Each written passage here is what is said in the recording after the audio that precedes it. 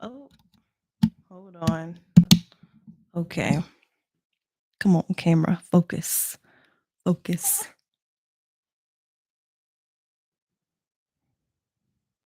Oh, here we go. There we go.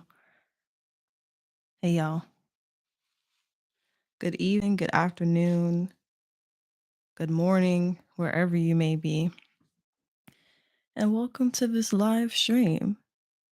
It will be kind of like a celebration of, oh, hold on. Let me plug. See, there's a lot of things going on. Okay, that should be better.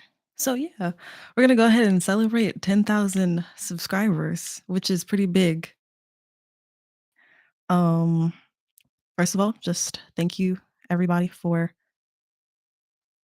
whoever's been watching me for years, and then whoever's been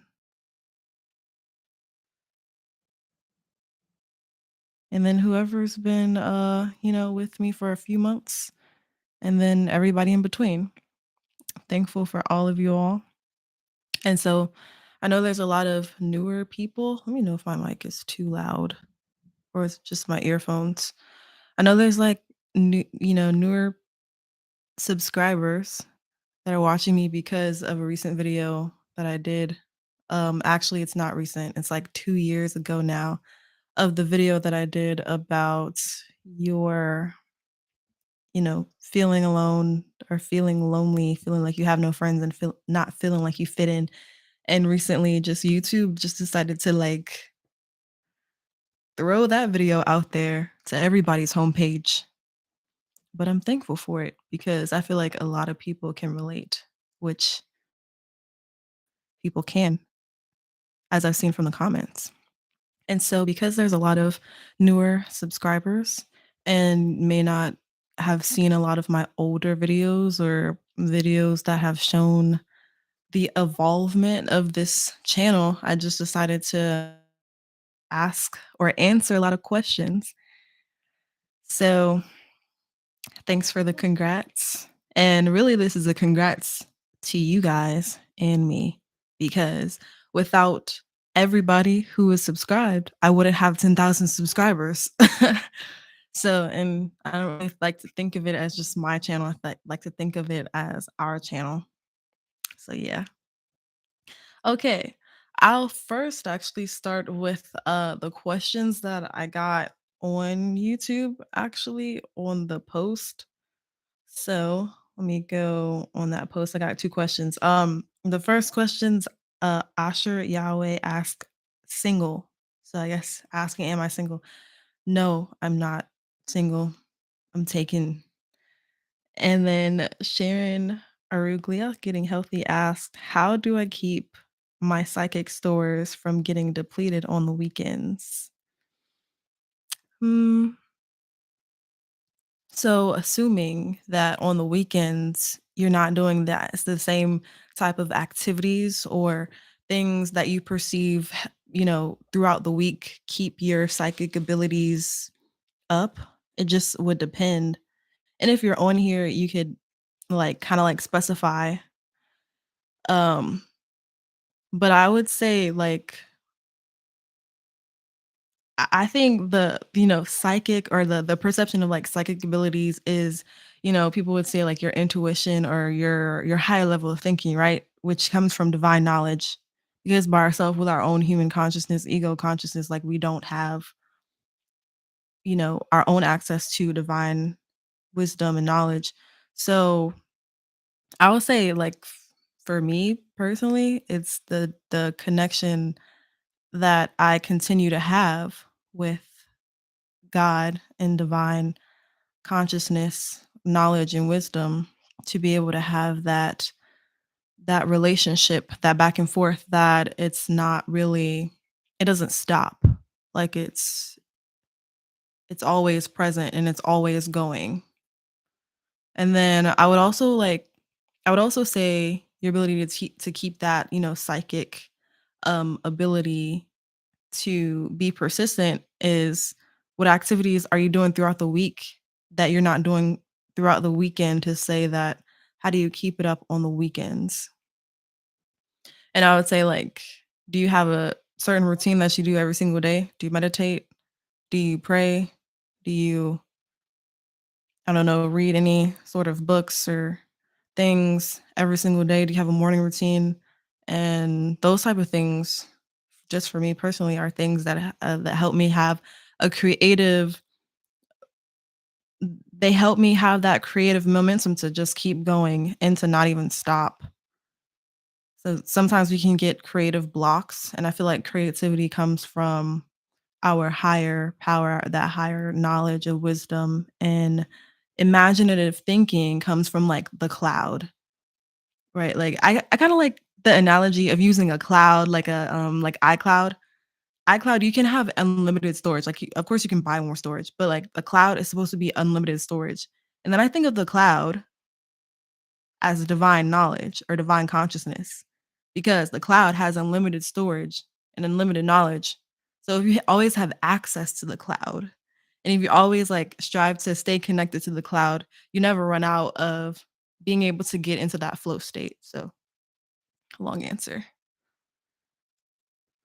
The genie asks or says, "Congrats on 10K subscribers. Thank you. How did you find your purpose in life?" I didn't really find it. It found me. I wouldn't say I was even looking for it. The pandemic happened, really. And during the pandemic, a lot of things happened. Okay, well, we're still in the pandemic, of course, but like during 2020 of like maybe like May, June, July time, I think I filmed that video, the video of like why you don't have any friends and like you don't fit in. I think I filmed that like around June, July of 2020. And I was going through that in that specific time. Yeah, understand that that video is like 2 years old now. So look at yourself today and then go back 2 years ago in time. Are you the same person? Probably not. So Um, my computer's making noise. I want it to stop. Stop. So back then, I was going through like that exact thing, but I'm still in the mindset now that I can understand why, why I was having that period and why I needed that period for my spiritual growth and to find my purpose. Because like I feel like I found it a little bit before then, because I found it before I made my YouTube channel. And my YouTube channel was like part of that purpose.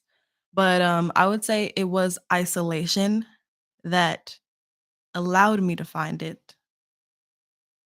Before finding it, my mind was clouded with all these distractions, other people's perception of who I was or who I thought I was.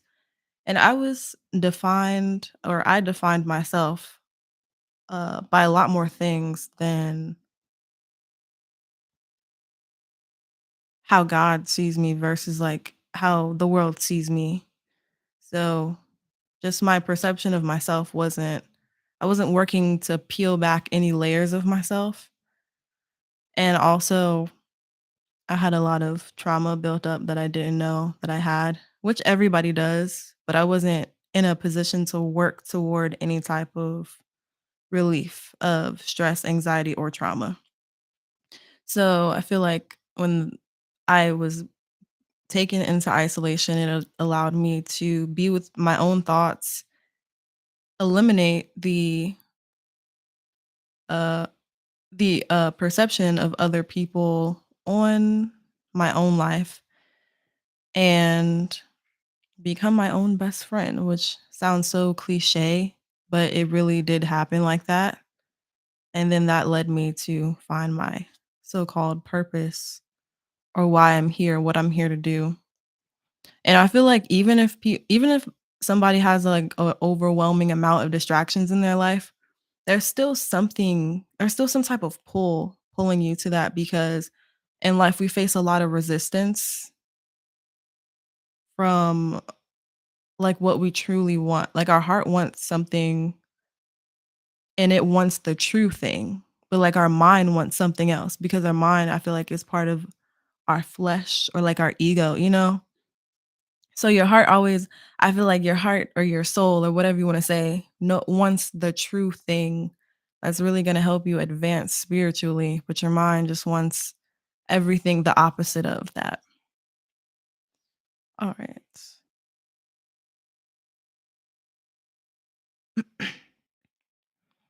Yeah. Cheryl Smiley said, "Yep, I found your video." Oh, I found you from that video and started watching all your videos. I hope you like them. I'm feeling Kofo said, "I'm feeling low right now, and I thought though I subscribed to you, I just stumbled on this live." Well, welcome. I hope you get a little bit of, love and support here that you didn't have before. So, peace. I wanted to ask how you stay motivated and to keep posting content. I do take my breaks. I take I try to take one break per year. Usually it'll be at the end of the year in December. This year I took 2 of them because, different things in life, but mostly just like giving myself a break when I feel like I need a break. Sometimes you can get clogged up with consuming almost as much content as you put out. So, when you're on platforms like Instagram and YouTube and you're posting a lot, it's very easy to get caught up consuming as much content as you post. And I realized early on that I really am not um, one to enjoy. Oh, that's distracting. That I'm really not one to enjoy consuming content because the more I consume, the more I feel like a robot and the more I feel like stuck in a loop. So I don't uh I okay, so how I stay motivated is I just I just feel really naturally in front of a camera. Uh I just like talk to the camera like I'm talking to somebody else and it just came really naturally for me and it's a kind of like a way to let out emotions that I may not have known that I had and when it's something that you enjoy doing, you stay motivated. And then also earlier I was talking about like the flow state of mind where you don't really run out of creative drive. You just I just noticed my camera wasn't focused all the way. You don't really run out of creative drive. You just stay inspired. Like a lot of people comment things that allow me to have a better have better ideas or add on to ideas of videos that I was thinking about doing. And so that helps a lot, like people's comments and suggestions, because I always ask you all like, what do you want to see next? Or comment down below. And so that really helps me. And then also just knowing that what I say that people can relate to. I say a lot of things not knowing if people are going to relate to them or not. And a lot of people don't. And that's perfectly valid and normal. Um, but it's just something that I enjoy doing, so I just stay motivated, I just keep going.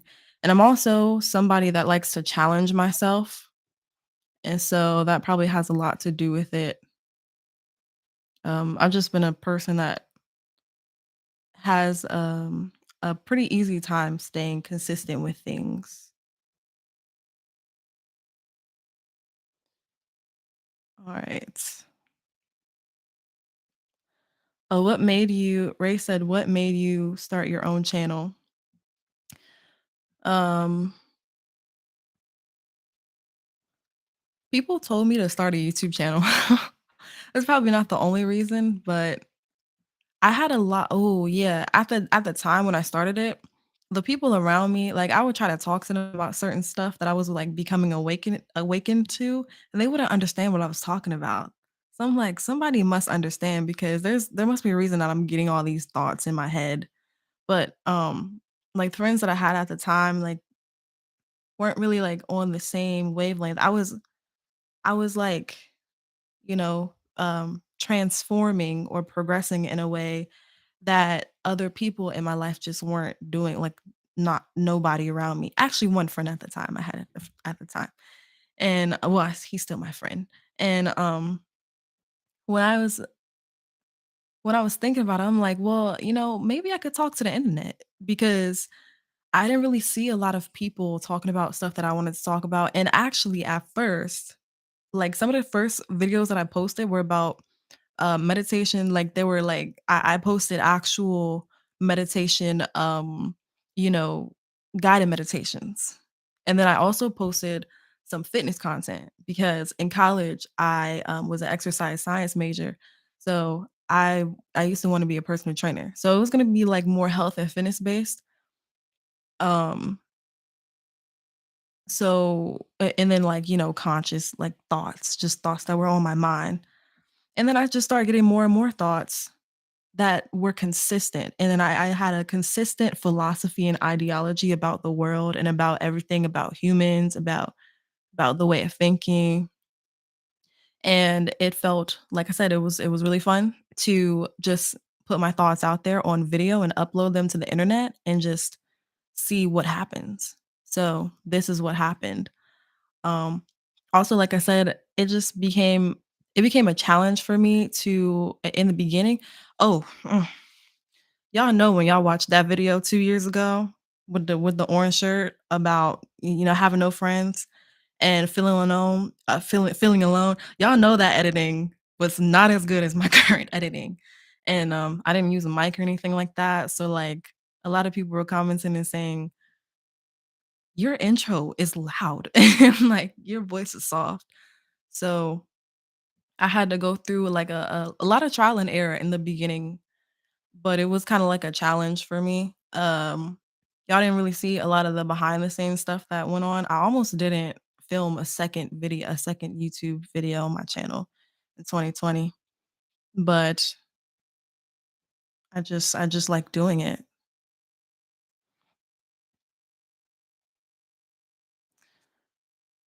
Hey, everyone. If you're on the chat and haven't asked me a question yet, ask a question.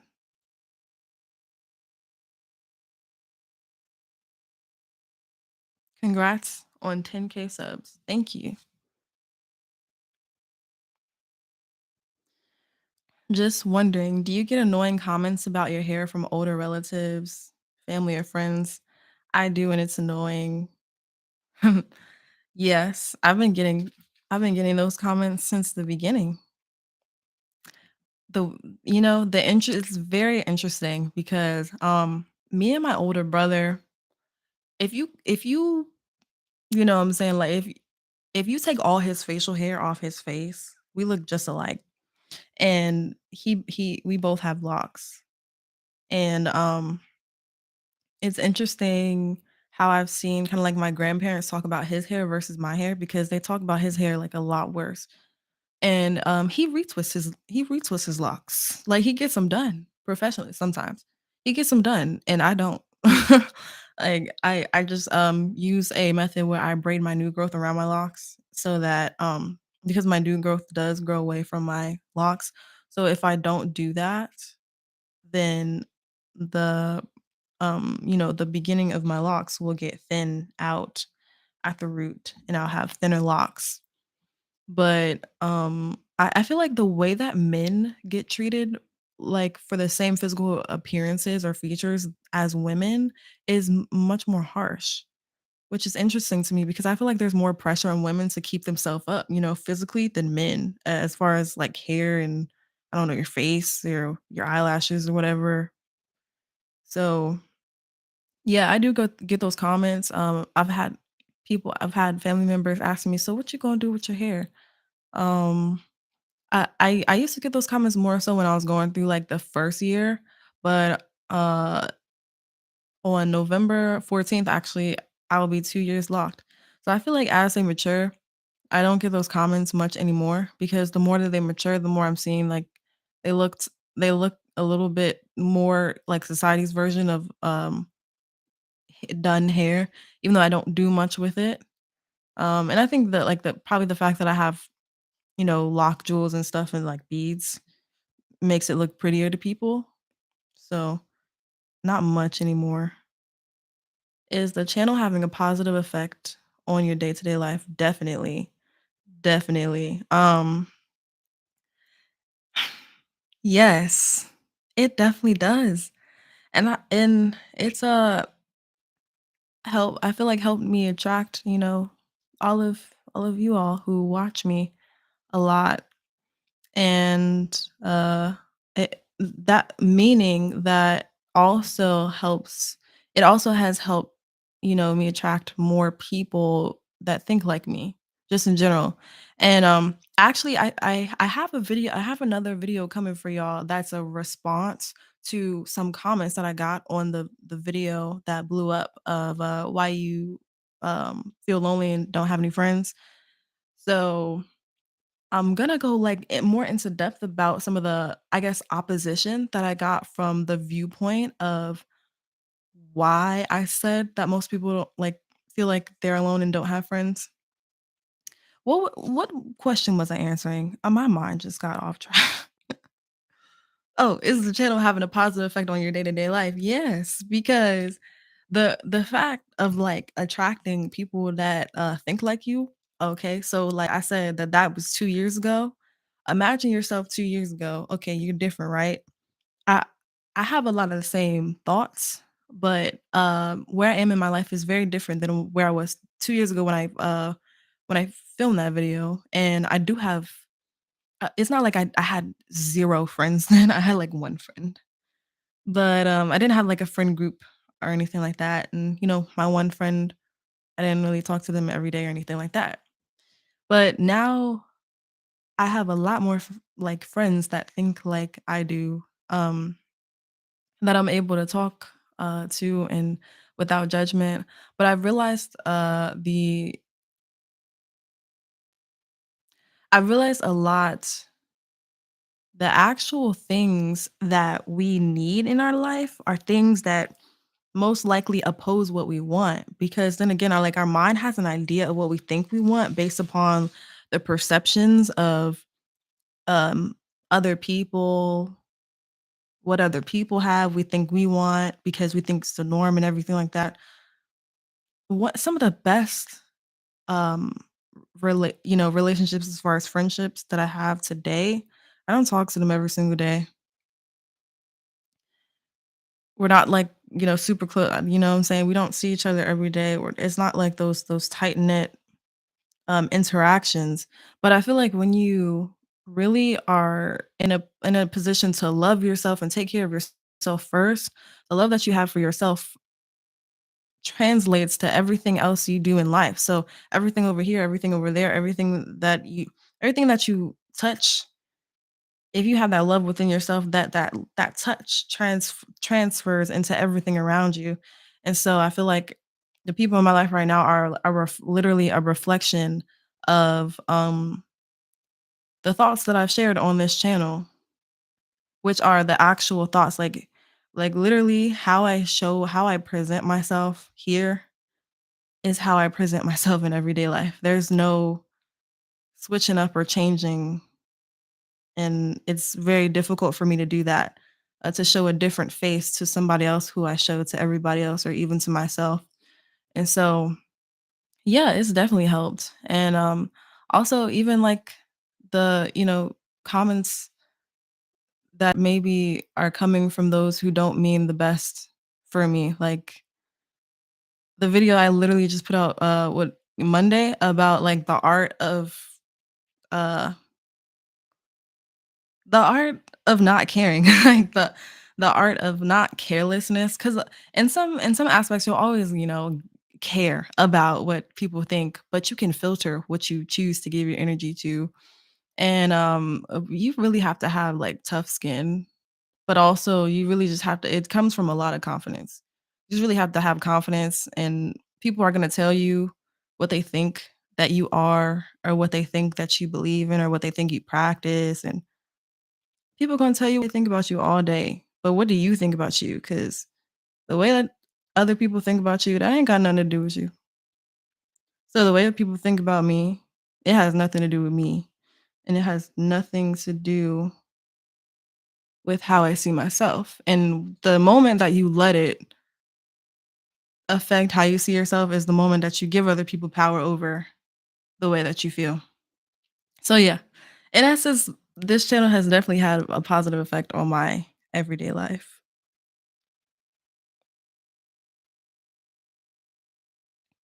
And yeah, like the comments from my family about my hair, I mean, it's their problem. Like they have a problem. Like I don't have a problem. I'm not the one that's saying I don't like my hair. If somebody come up to you and say, "I don't like your outfit." Well, I'm sorry that you don't like it. Maybe you can find something else that you do like and look at that so you can, so you can feel better. Like, what effect does that have on you? Because, like I just said, like the moment that you give other people acknowledgement or like the energy that they just sent you, the moment that you give them power to like change the way you even feel about yourself. Like, what if you really like your outfit and then you let one person say something to you and then you don't like your outfit? What? That just shows how much things are all about perception. Everything's about perception, and everybody's gonna have opinion, but only your opinion is gonna affect you unless you let it. Unless you let others affect you.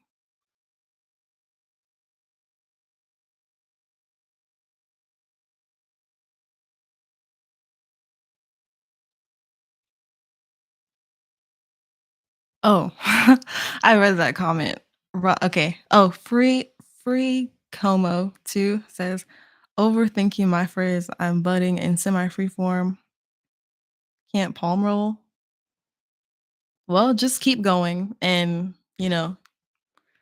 that phase will be over before you know it. Like, it went by fast for me. Thanks for the congrats. I appreciate it. Definitely having patience. Patience is key. We all Daniel Harris said we all need like-minded people in our lives, and I have been friends in my head for at least a year. Oh, you and I have been friends in my head for at least a year. It'd be like that. It'd be like that, definitely. Somebody commented on one of on I think that same video and said that the people who watch your video are your friends. And I was like, "Well, that's nice. Thank you." Yeah. Help me. My starter locks, 2 strand twists are amazing, but I can't figure out what to do to keep them from marrying and keeping them separated. I'm so nervous. I'm messing around with them way too much. So, well, like how often do you like separate them? How often do you detangle? Oh, not sorry, detangle. You don't want to do that because then they won't be locks anymore. But like, do you separate them just on wash day or like how often? Because like maybe you just want to look at changing the frequency that separate them or pop your locks. Yeah, that's what I'm trying to say.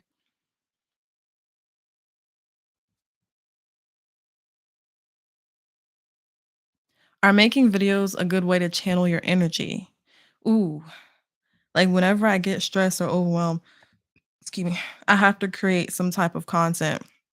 Yeah, I have a YouTube channel that nobody else will ever see, ever, but my own eyes.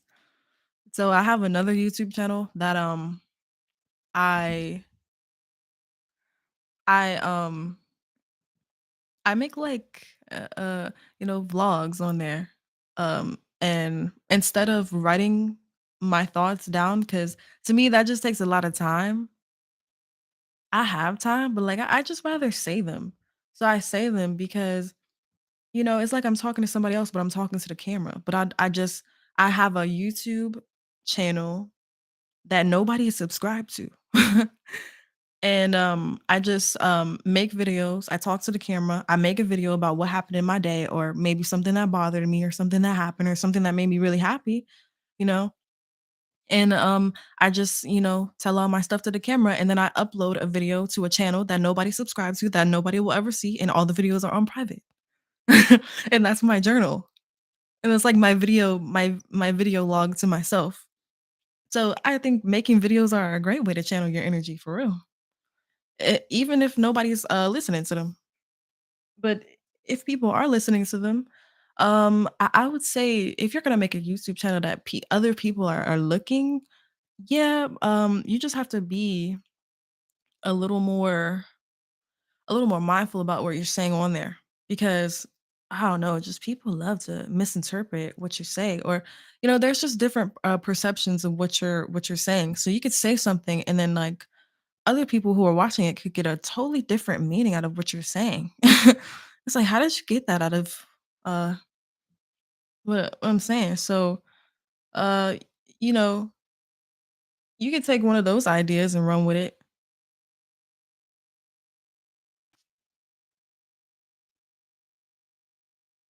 I'm sorry, I think I have an eyelash in my eye. So I think also just being um I think also just being creative with whatever, like turn your emotions or your feelings into creation. So any type of creation, like journaling is really good, writing your thoughts down, or even if you keep like a digital journal, you just type it. Um or say it on, like, make a YouTube channel for yourself and do that. So there's or like, make art or just create something because we're creators. So I think one of the best ways to channel your energy out is making it into a creation. Ray says, "Are you religious or spiritual? And do you believe there is a difference between the two?" Yeah, I have a whole video on that. Um, I think I'm more spiritual. uh, so like a lot of people ask if I'm Christian or New Age. Now, while I would say I don't, if I went to like any church, or any like Christian church, like even non-denominational church, and I just told everybody, like everybody in there, like all of my opinions, some of them would probably look at me like, but you can't call yourself Christian though. But I read the Bible every single day. I love reading the Bible, and I relate to Jesus a whole lot.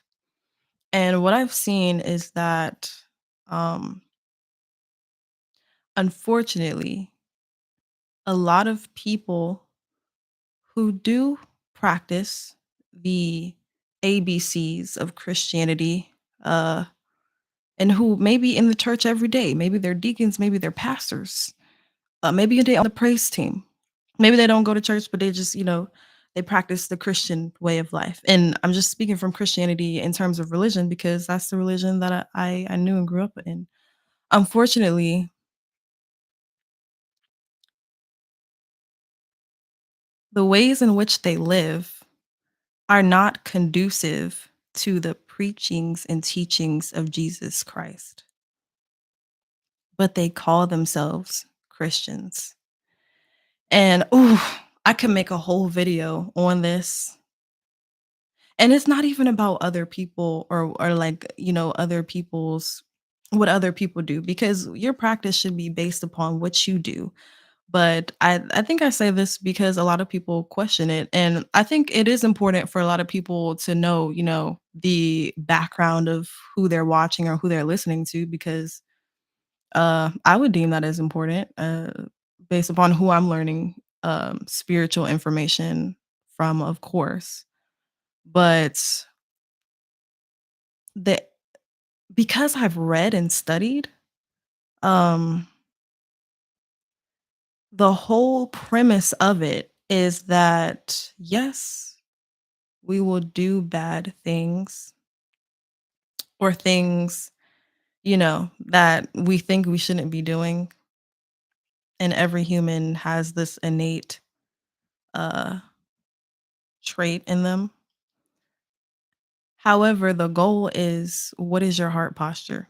Like, you can do all of these things, the ABCs, and follow the laws.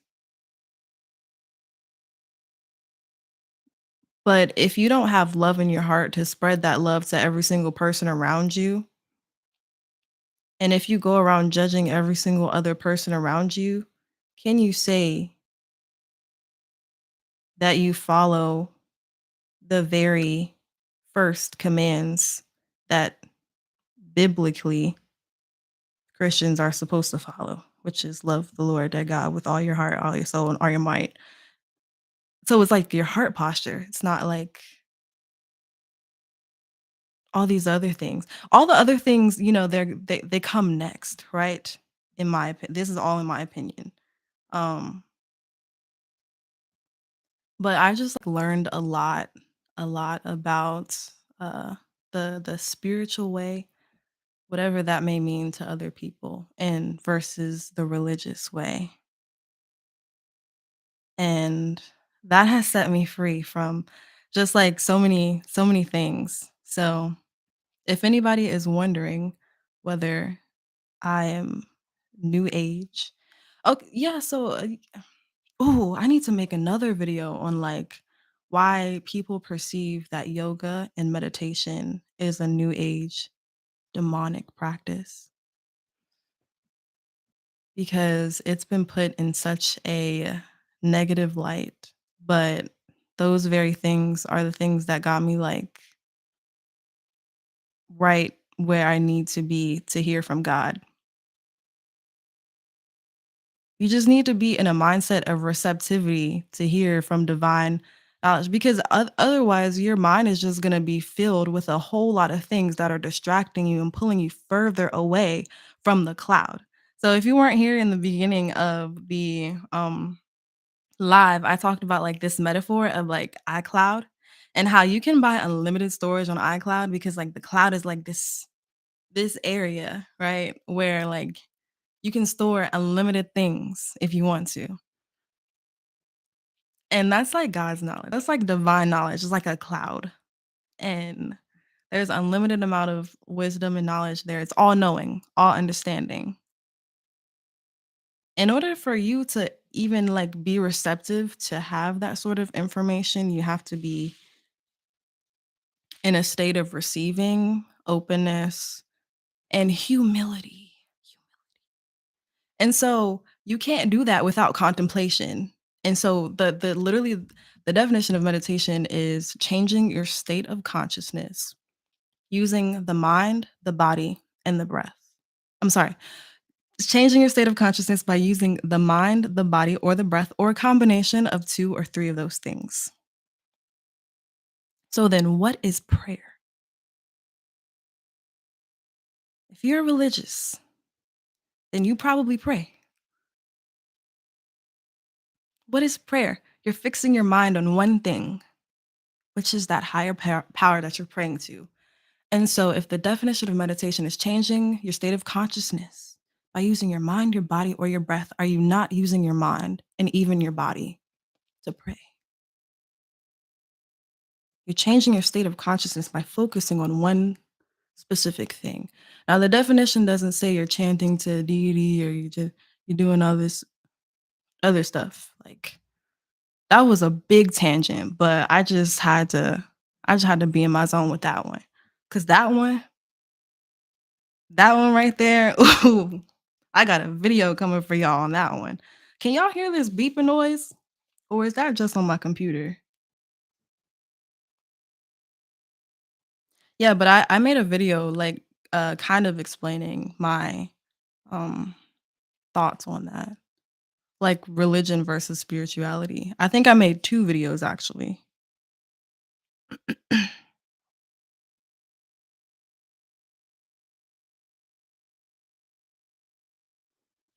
So, to free Como too, I think that some people would say that popping your locks is damaging.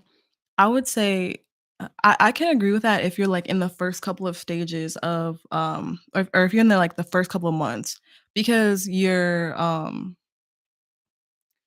Your locks aren't may not be I can't say that they are, like, I can't see your hair, but, like, your locks may not be, like, in a, what's it called? Um, a mature enough position to be torn into 2 because basically when you're popping your locks, you're, like, separating from the root, but you have to tear 2 pieces in I mean, sorry, 1 piece into 2.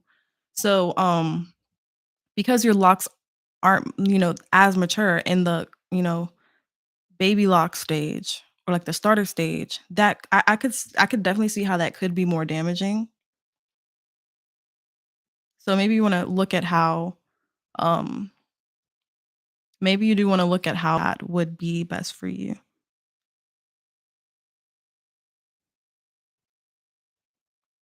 So sometimes I feel anxious about my hair. I didn't go to a family function the other week, not only because of my hair, but because social anxiety in general. Social anxiety is real, but I can definitely understand getting the criticism from family members. Um, I just think it comes from a lot of confidence within yourself, within your own self, to say, like, uh, this is what I'm deciding to do, and if you support me, then cool. If you don't, then, make that evident too. I mean, that's cool too, sometimes you do have to hold people at arm's length, even if they are family members. So the, unfortunate, but sometimes very real truth.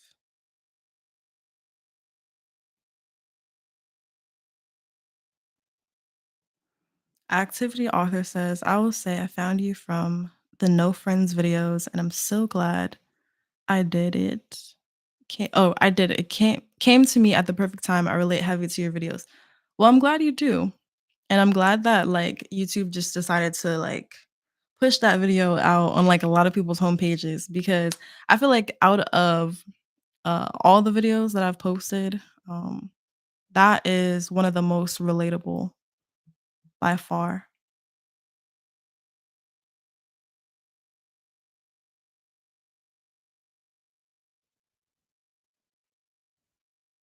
Yeah, I rambled a lot, so the live chat is definitely ahead of me.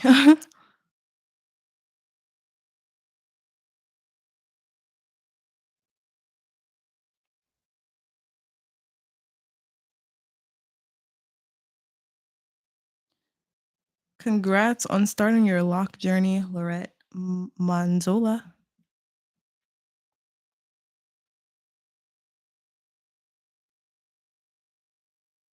Hey, that's cool. We started our lock journey at the same time, like around the same time. Thanks, Karen. Okay. Kofo said, what you said on yoga reminds me of an argument I had in the comments of one of your videos on spirituality. You said something on manifesting being important, and dude was insisting it's bad in the comments. I just have so much to say about that. If people are talking about like, manifestation being evil or bad, as it pertains to, you know, a Christian standpoint, I would say that it is biblical that life and death is in the power of the tongue. Okay, ooh, let me tell this story. So, like I said, I read the Bible every single day. I love reading the Bible. I also have some viewpoints that aren't as Christianated as like, you know, religious people, but Jesus in the book of oh, I'm about to take y'all to church. Okay, Jesus was like, okay, he had went to a whole bunch of towns and like healed a whole bunch of people, right? And then like after he went and healed a bunch of people, he went back to his hometown. And in his hometown, when he was there, he saw that a lot of people didn't have as much faith as the people that he healed in other towns. And he said that he could barely do any miracles there. Like, he could heal a couple sick people in his own town, but that's, like, pretty much all he could do because of how little faith that they had. Now, if God is God and, like, God is source, right? And, if God came if it is believed by, the Christian religion that God came down into flesh, and became Jesus or, like, put his energy into Jesus, so to speak, and and literally God is saying in Jesus form that I can't heal y'all because y'all don't have faith. But God is God. So, like, he should be able to work his magic, not magic, but, like, he should be able to do his thing whether or not people going do it or not, or whether or not people gonna believe he gonna do it or not, right? Well, that's not what's in the Bible. Apparently, people have to have faith that works along with God's ability to heal. So we're a vessel for that healing to even happen.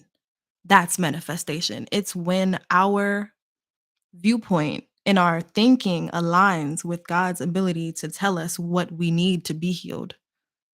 So that's why we're not just like sitting here idle, praying on something to happen without actually believing and speaking it into existence.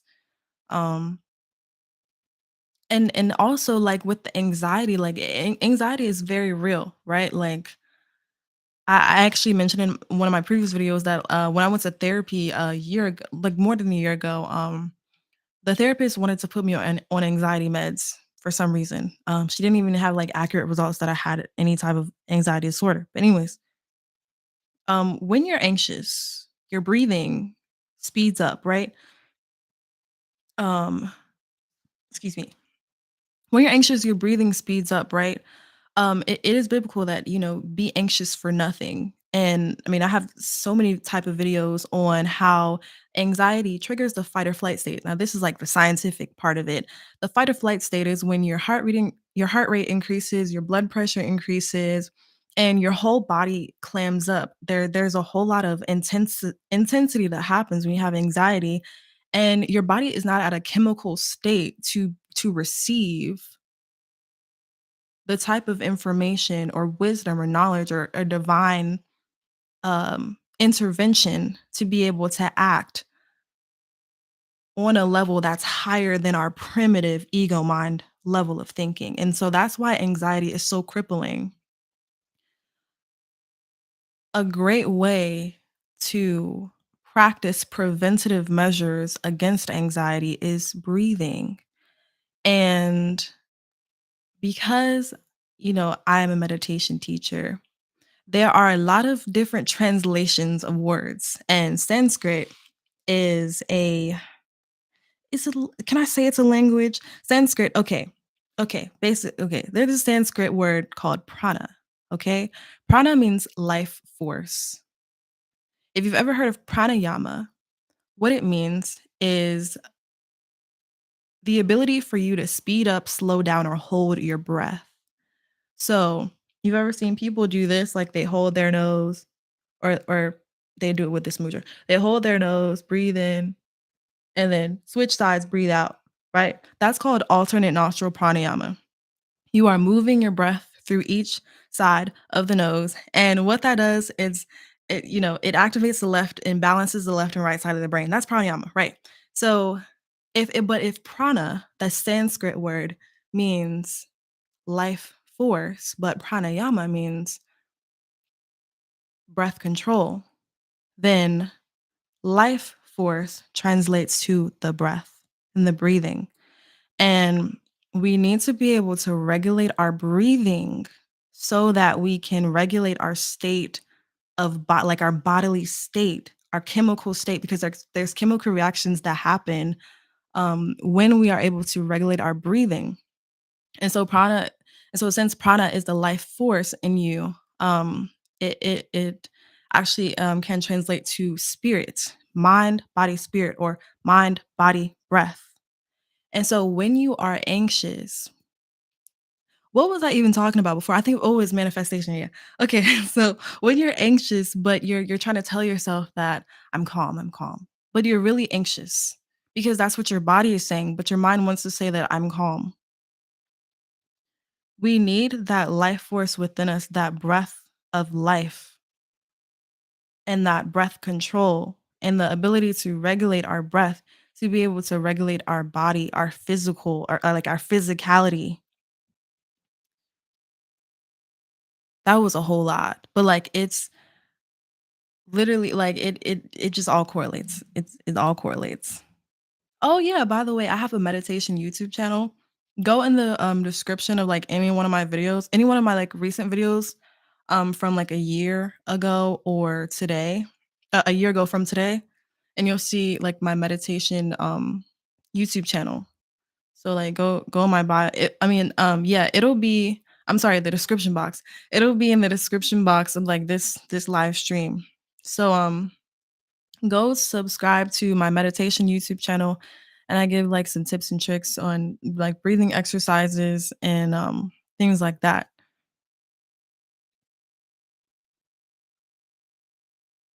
Much love, much love.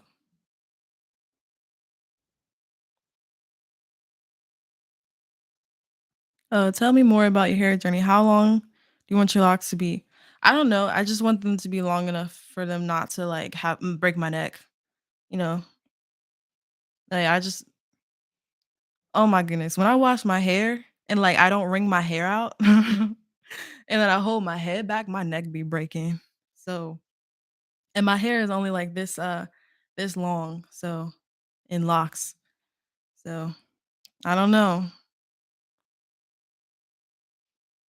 but I don't have any plans to like cut my hair or anything like that. I don't really want it to be a certain length. Do you have a podcast? You should turn some of your videos into podcasts. So it's interesting because like I never listened to podcasts. I tried to, but I never really got into it like that. It's funny because like me and my friends Danny, we're like working on a podcast right now, and it's gonna be very similar content to what I post here. It's gonna be like a lot of controversial stuff that we think every day, like we talk about. So and it's gonna be called In My Opinion. So I think so we're recording episodes for it in the working right now, but like we have busy schedules, so we're recording them slowly. But I don't think it's gonna come out until the new year, like 2023, because the holidays and stuff like that. So but we wanna make sure that, like, it can work with our schedules before we kinda make it official, but when the podcast when the when the podcast comes out, y'all will definitely know about it. Your voice is very soothing. Thank you. I did an Insta-lock, crochet, and interlock. Oh, yeah, sorry. I also have, guided meditations. Did y'all know that? Like I have 'em I have like, everything is in my description. So, like, go in the description of every video, and I'll have my guided meditations on a platform called Insight Timer. So, I actually, like, pre-record them, and then I also go live and do live stream meditations on there every Tuesday and Thursday morning at 9 a.m. Eastern Standard Time. So, if you wanna hear my voice, like, twice a week well, you already hear it twice a week because I upload here twice a week, but if you wanna hear it 4 times a week, even better, you can go listen to my, guided meditations on there and also yeah, tune into my live stream, my meditation live streams. I did an Insta lock crochet and interlocked my roots after I crochet sorry, my mouth is dry.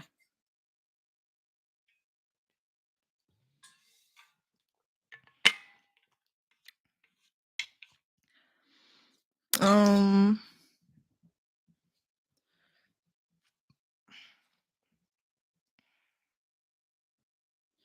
I'm not sure. Like, I don't really know much about interlocking for real. It works for some people, but it didn't like for other people it doesn't.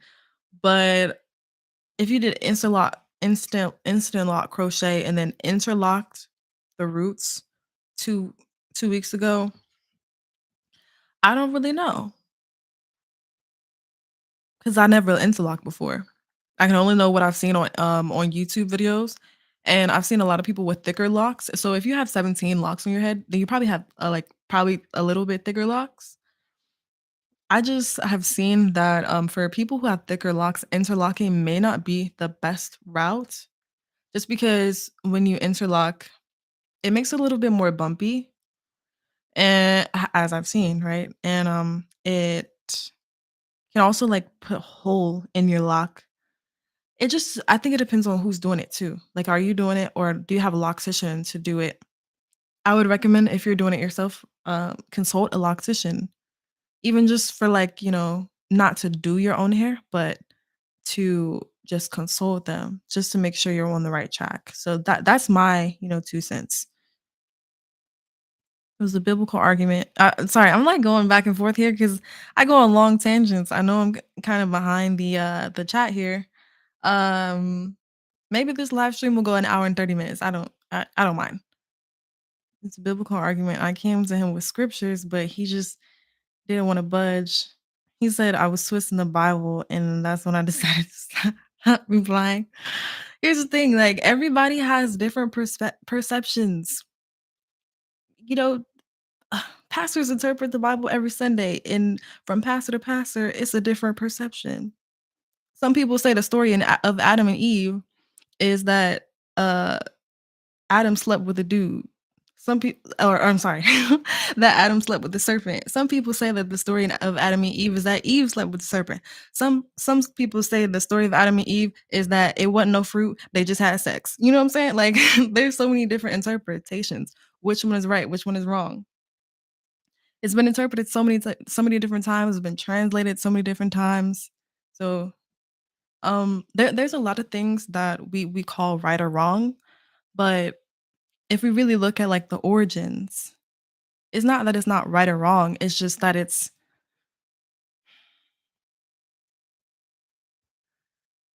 skewed. Like, it's not right or wrong. There's a very wide gap between right or wrong. I'm sorry, there's a very thin line between right or wrong, but there's a wide gap of things in the middle that are kinda, like, up in the air, that it could be or it could not be, based upon how you perceive it. Breathing is so important.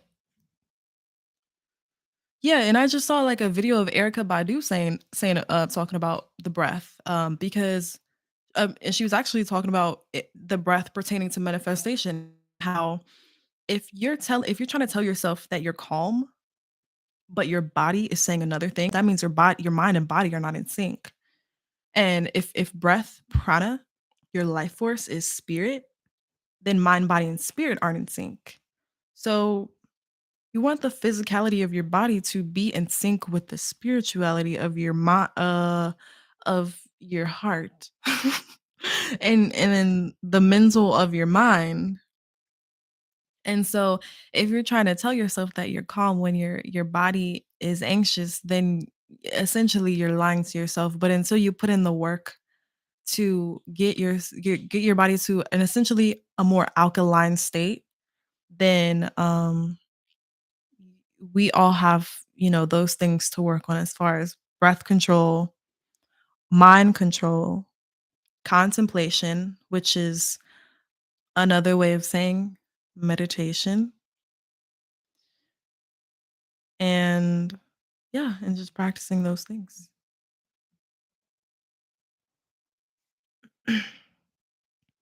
Hello, everyone.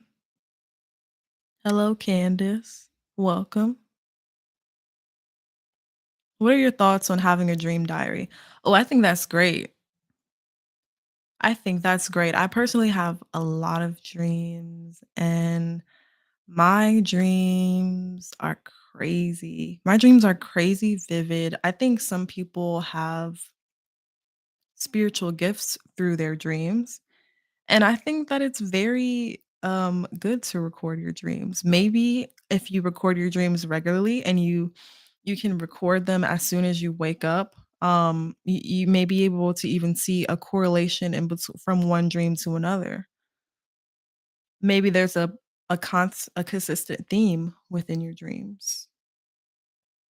I know for me there is certainly a consistent theme. What do you what do you associate the angel number 333 with? Mm, well, in 3 days, In 3 days, Jesus rose from the grave. So, I think that 3 is a number of new beginnings, something coming out of death and being reborn. Yeah. You there's like angel numbers that you can say that are a lot of things.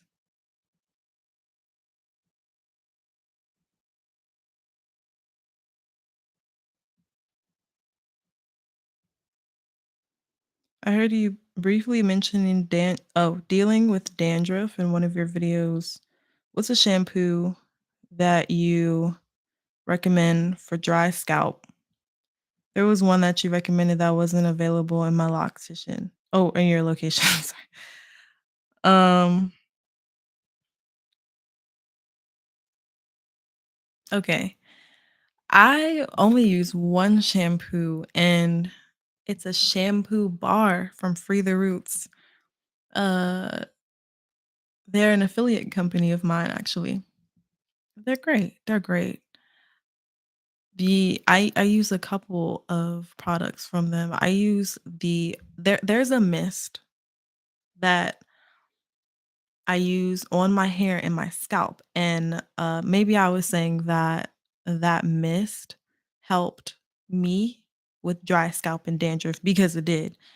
Um, I wouldn't necessarily say it was the shampoo bar. I was excuse me, I would definitely say that it was the mist that helped, with the dry scalp.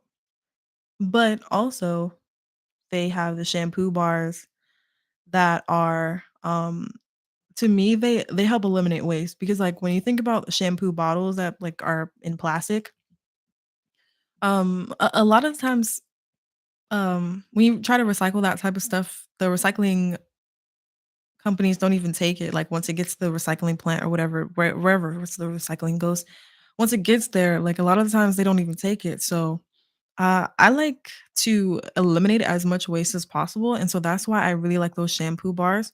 So the link, to the Free the Roots website is in my description box as well, and you can buy the shampoo bars are like $9, and I've been using them for at least like 5, 6 months now, and they last a long time too.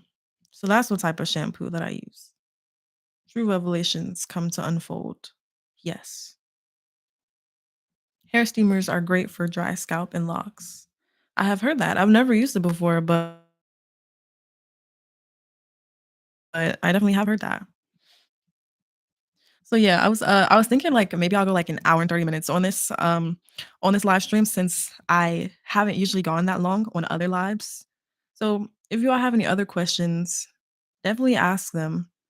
I think that some of the other questions that I've got will you ever go for ask, will you ever transition your YouTube videos from locks and meditation to lifestyle and vlogs? Not sure I asked that. Do you see yourself do you see yourself doing lifestyle vlog videos?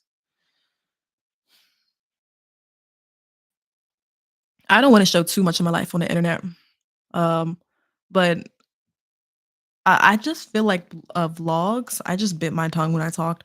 I feel like vlogs are very specific, like, people who make I feel like people who make vlogs make them, like, all the time, and there's a certain I feel like I'm not there's a certain group of people who specifically like to look at vlogs versus, the sit down videos, and the sit down videos are very easy for me to do. I've never owned a camera. I just use my iPhone 13, you know? So I'm using it literally as a camera right now. Um, so I literally just sit down and talk, and it's, you know, all nice and smooth and everything. And I don't think that vlogs would be my style, even though, like, if I got a overwhelming amount of people saying, "Show me what you do in a day," I was like, "Okay, cool." Like, I'll try it and see how it works. Um, I think, you know, this is the first time I've been asked, you know, would I do a vlog? So, I just think that, like, I go to a couple yoga classes here and there. I will edit my YouTube videos. I work as a stretch therapist part-time at Massage Envy. I work at a yoga studio in my area, and, I film YouTube videos. Um, I do other things here and there. I have a social life. I'm in a relationship, and those are the things that I do, so probably if people wanted to see it, but I don't think I would have the type of lifestyle that people would be interested in seeing. Follow me on Instagram though at Lauren, as in Lauren Hill, LAURYN dot Rainey, RAINEY. That's my government name. Yeah, so follow me on Instagram. I'll put it. Let me type it. At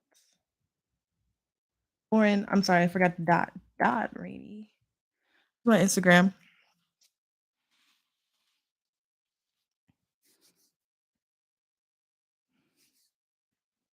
Yeah, so if you don't already follow me, follow me on there. I might put some things on there that you don't see on YouTube.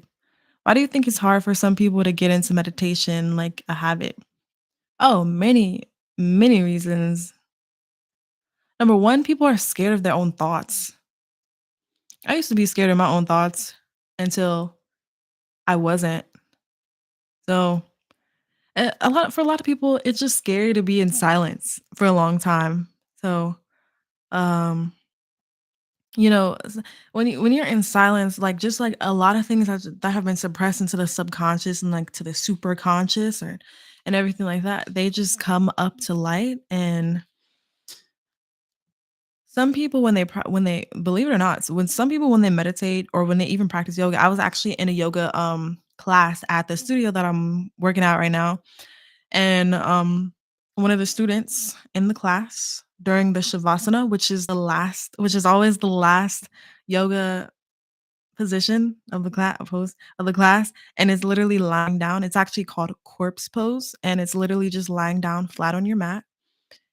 And it's funny because it's called corpse pose because you're surrendering your ego. But anyways, during corpse pose, during shavasana, she started crying, and later on, she's crying for like 30 minutes, and it was very intense. And so some people, not to scare anybody, like some people have a lot of trauma stored up, and when they sit down and give their mind a break from like all the distractions in the outside world, all the suppression, you've been at work all day, like you had to deal with your family drama, your outside drama, your relationship drama, or whatever you're carrying with you throughout your day, and you don't get a chance to deal with all that when it happens because you're like, I don't have time for this right now. I'm just gonna push this to the back of my mind, and maybe I'll get to it later, but you never do sometimes. And so, or some things are so traumatic that you even forget them. So when I started meditating, I went through this phase that I was a little bit dissociated from from a couple of things. Like I was a little bit dissociated from femininity. I was a little bit estranged from it. And because of that, I was having a little bit of like identity and identity wise, didn't know what I was feeling there. And it was a result of, like, unpacking a lot of traumatic experiences that I've been in, and some that I even forgot that even happened. But sometimes when you have, like, a repeat of, like, similar even traumatic experiences, when you start to meditate, maybe they don't all come all out there at one time, but if you've been through a lot of trauma, sometimes they can all come out at once. Not all of them, but, like, you feel a giant release of stress and emotion, and crying on your yoga mat isn't bad, or crying at the meditation session isn't bad. It's a sign that you're just releasing emotion that you haven't gotten a chance to release yet. And I was in the shower the other evening, and I was just thinking, "Hold up. I experienced that really traumatic event when I was, like, 10 years old, but at 10 years old, I didn't even, like, get a chance to process what was actually happening back then, so I'm sitting here at my ripe age of 23 years old, and I'm thinking, I haven't thought about that since it happened, and it's been 13 years, and it's, like, been in the back of my mind, so, but I've been meditating regularly for, a little over 3 years now, and so when you start meditating regularly, actually little bits of maybe remembrances or traumas that have been suppressed, sometimes they come up one by one by one because if it did all come out at once, your mind probably wouldn't be able to handle it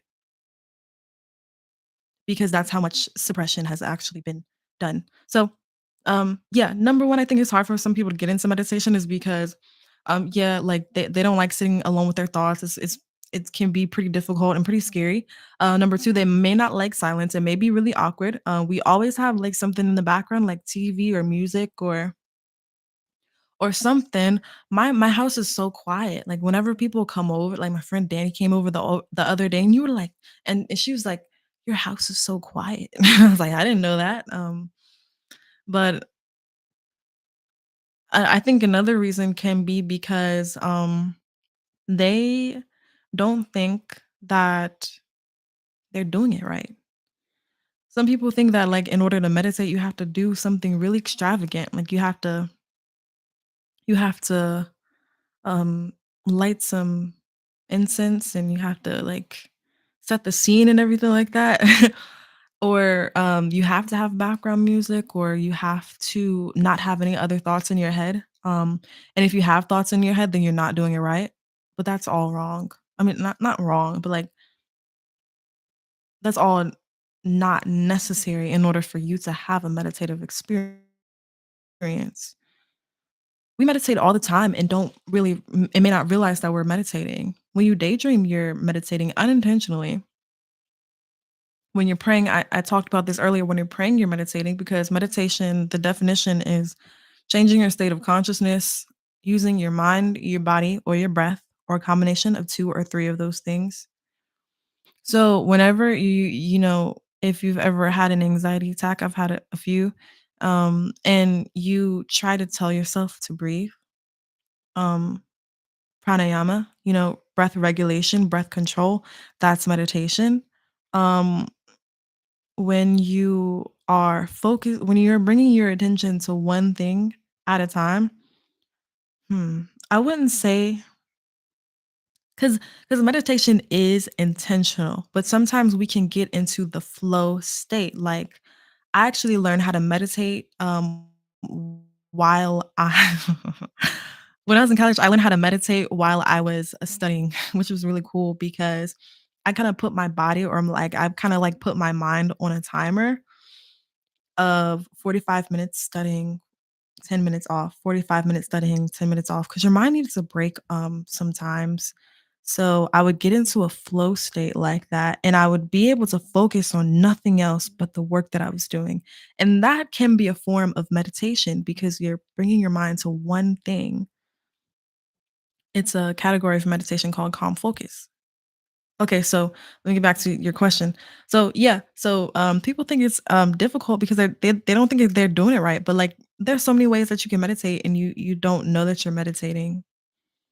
Um, so yeah, and then also they may think that it takes a long time to do it, but you can meditate and start for 5 minutes, 5 to 7 minutes out of your day, just turning everything off. And you can put some ocean waves or something like that in the background if you want to, if that makes you feel more comfortable. And focus on your breath, present moment awareness. Your breath brings you to this present moment and it grounds you. Focus on the breath. Listen to the way the breath sounds. How does the breath feel? Feel the breath coming through the belly. Is it coming through the belly? Are you breathing through your chest? Because those are two different breaths. And yeah, just focus on the breath. That's a great introductory meditation that I would recommend for beginners. Hey, hey, Brittany's live. Thoughts on Neville Goddard? Who's that? Maybe I'll look him up and reply to you later on. Or maybe somebody can tell me while I read the rest of these comments.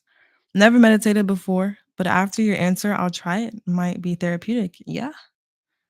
Yeah. And if it's not therapeutic, it doesn't mean you're doing it wrong. Hey, it just means that you may not be used to it. It may be awkward at first.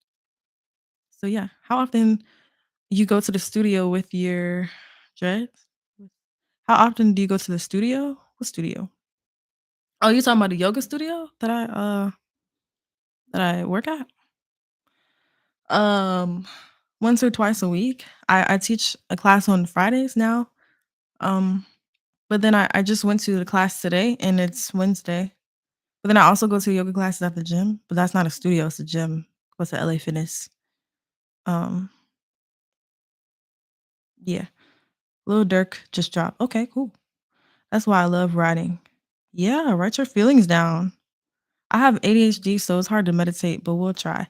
Yeah, so like I was saying, like, if you find your mind wandering, so the art of meditation, it's so beautiful to me. It's the return. A lot of times people don't think they're doing it right. It's because their mind wanders while they're meditating and they think just because they have thoughts in their head that they're not doing it right. But the beautiful thing is you notice you had thoughts, right? You notice that your thoughts drifted away from your breath, right? So what do? You just return to the breath.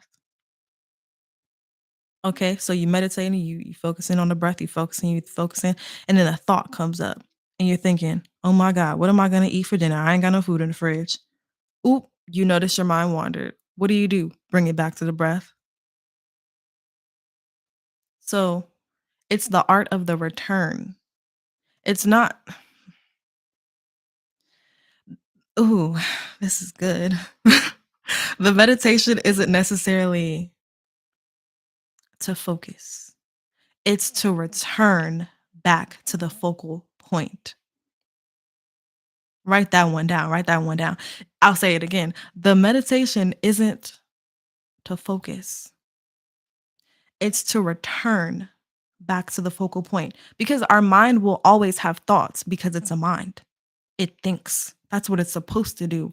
So when we're meditating and we have thoughts and our mind drifts away, okay, cool. That's normal. It happens.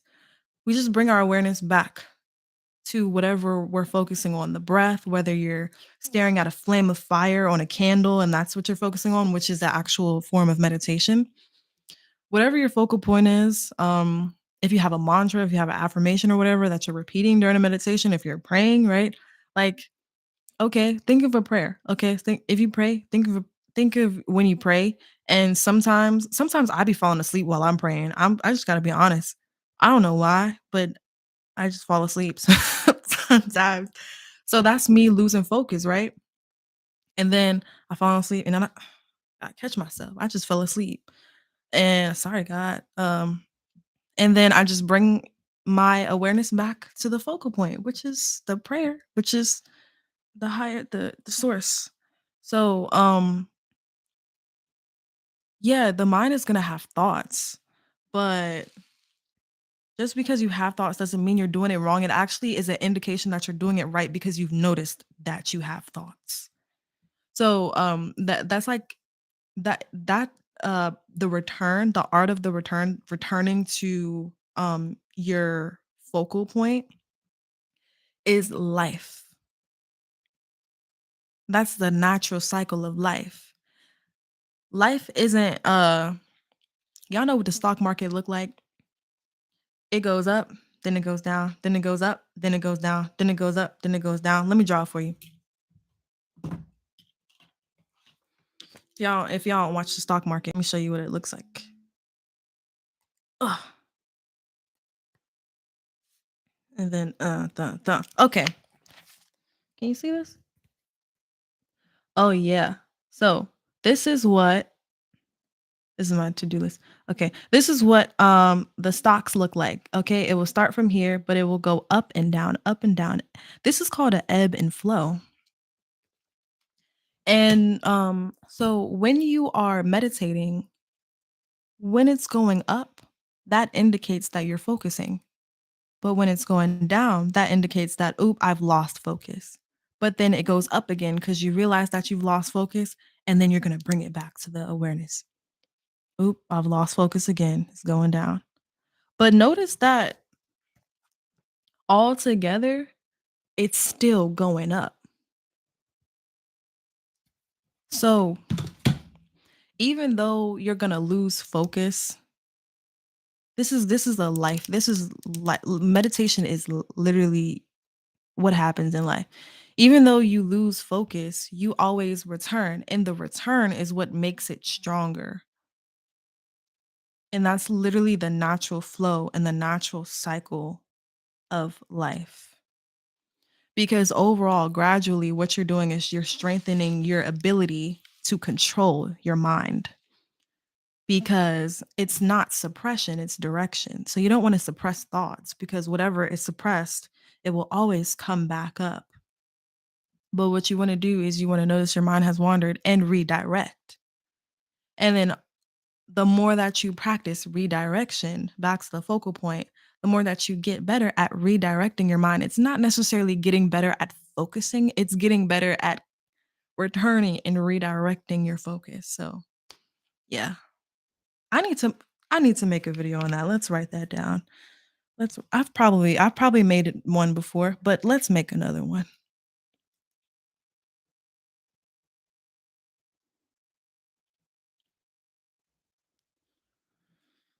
Yeah. Literally making a note to make a video about that one cuz that's literally life. Life isn't your journey, your life journey isn't always like this. You'll have your ups and downs, but all together, you're still progressing. There's nothing to do but progress. There's no thing as backtracking. That's an illusion because every failure just leads to success. Ooh, I'm reading a book right now. Where is it at? Where is it at? I think it's over there on my bookshelf. I'm not going to go get it, but I'm reading a book right now with my family actually. We're in a little book club. And I'm reading a book called The Slight Edge. Um The Slight Edge is about this philosophy that people have that progression is about getting to a goal. I'm sorry. Yeah, yeah, yeah. That progression is about getting to a goal. What we fail to see is that we don't have to focus on the end of the goal. We just have to focus on the next step. And all of a sudden, you just keep focusing on the next step, focusing on the next step, focus on the next step. Don't focus on the end of the goal. Just see what you have to do next. And in those steps, you'll have a lot of failures. In the book, it talks about Babe Ruth, Michael Jordan, Abraham Lincoln. All of those people are people who we know their names, right? They're very renowned and we know their successes, but not a lot of people know their failures. And guess what? All three of them have had more failures than they have had successes. And after a while, once you adopt the viewpoint that you're not failing, you just found a lot of ways that don't work. And so now you got to find a way that does work. And that's how you progress. But it's not backtracking. It's just finding out that something doesn't work. So failure is an illusion. The flow state is bliss. Yes. Could be Tupac Lil Sis You Favor Him. Wow. I've That's the first time I've heard that one. Interesting. What happened? Is somebody calling me? I think somebody's calling me.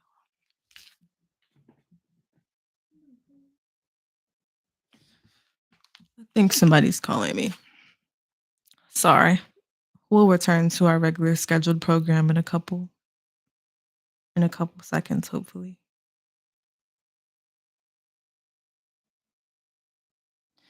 Y'all can still hear me though, right? 'Cause my my mic is still on. Uh, Santiago Quiroga. Thanks for your answer. And I hadn't thought about that kind of background meditation that you talked about. It makes some big sense. Really interesting. Let me see what's actually wrong with my camera.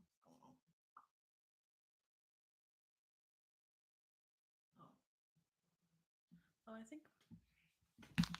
I think my phone might be overheating. Let's see if I can change. Bear with me. Is my phone overheating? Uh, happened. Oh, it died. That's what happened.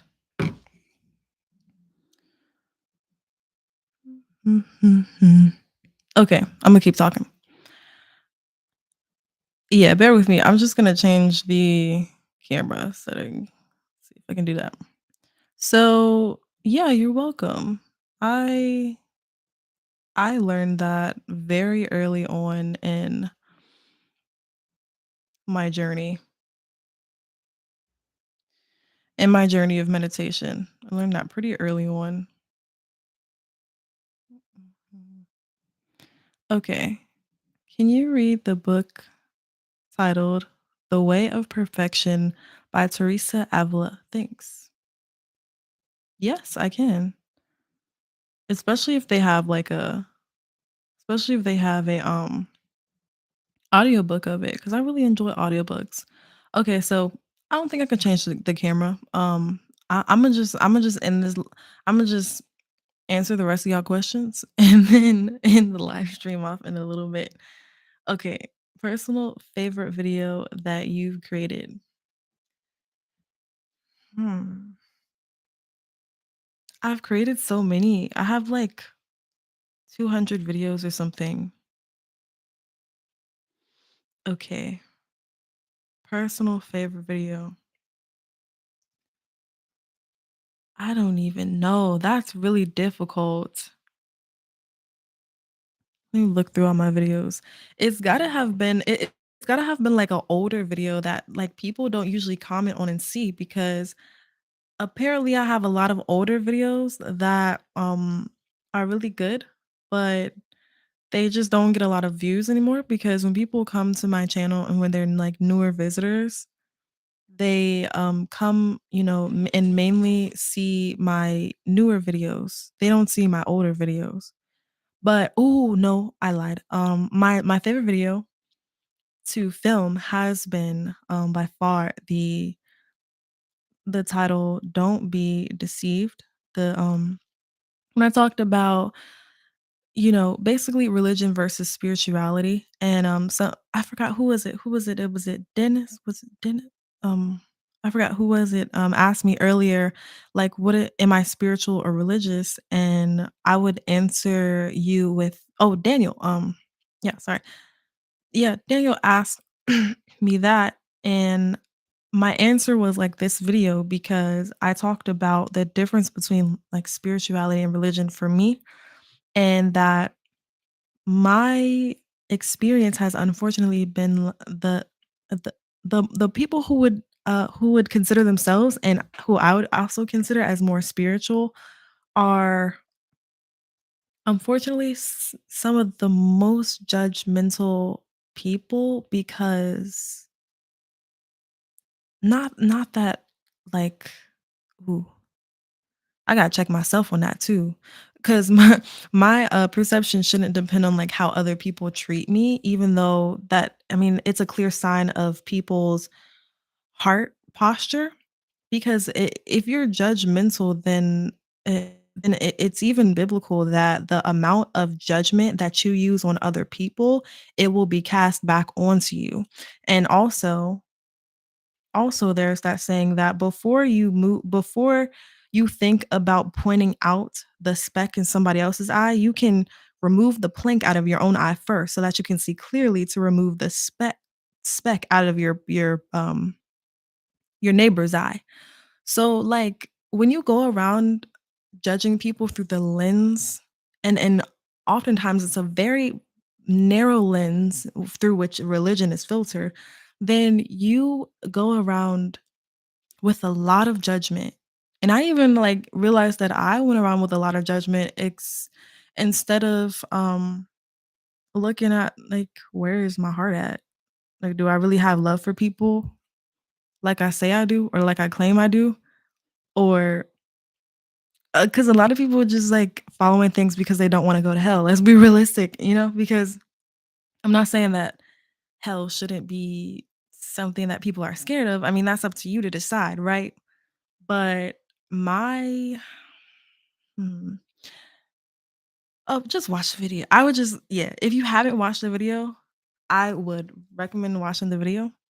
It's called Don't Be Deceived with, like, an eye emoji next to it.